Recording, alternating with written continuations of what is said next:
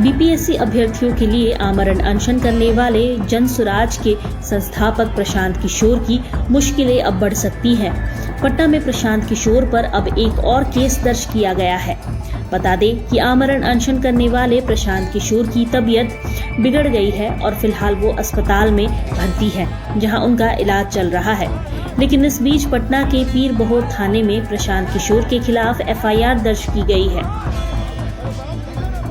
प्रशांत किशोर पर पटना में कोर्ट परिसर में भीड़ जुटाने और हंगामा खड़ा करने का आरोप लगाया गया है। राजधानी पटना के पीर बहोर थाने में ये केस दर्ज हुआ है। पीके के साथ साथ उनके 150 से 200 समर्थकों पर भी केस दर्ज किया गया है। एफआईआर में पुलिस ने धक्का मुक्की का आरोप लगाया है, साथ ही सरकारी काम में बाधा पहुंचाने का भी आरोप लगाया है।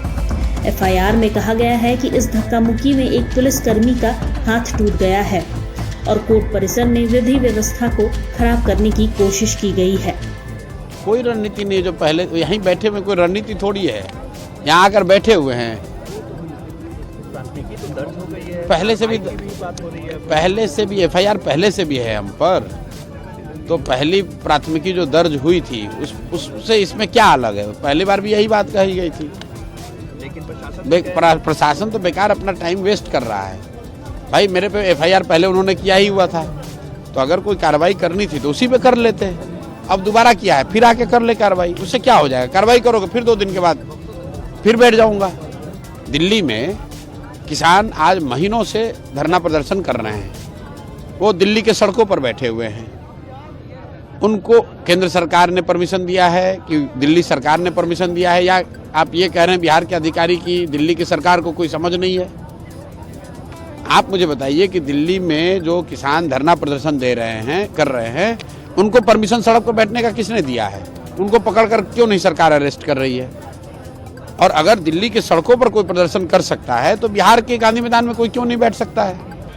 यहाँ बता दें कि जनसुराज पार्टी के संस्थापक प्रशांत किशोर को पेट में दर्द के बाद मंगलवार की सुबह वेदांता अस्पताल में भर्ती कराया गया था।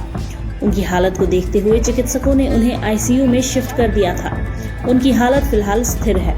अस्पताल के निदेशक ने बताया कि इलाज के बाद उनकी हालत में तेजी से सुधार हो रहा है। जल्द ही वे आईसीयू से बाहर हो जाएंगे।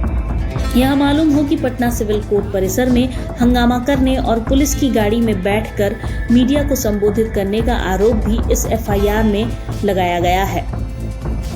सोमवार की अहले सुबह पीके को पटना पुलिस ने अरेस्ट किया था, जिसके बाद अनशन स्थल को खाली करवाया गया। बाद में प्रशांत किशोर को कोर्ट ले जाया गया था, जहां 25,000 रुपए के निजी मुचलके पर पीके को जमानत मिल सकी थी।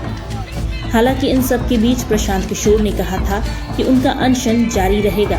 पटना जिला प्रशासन की तरफ से साफ किया गया है कि प्रशांत किशोर को बेऊर जेल नहीं ले जाया गया था, बल्कि कोर्ट में जमा भीड़ को नियंत्रित करने के लिए प्रशांत किशोर को वहां से हटाकर बेऊर थाने में ले जाया गया था।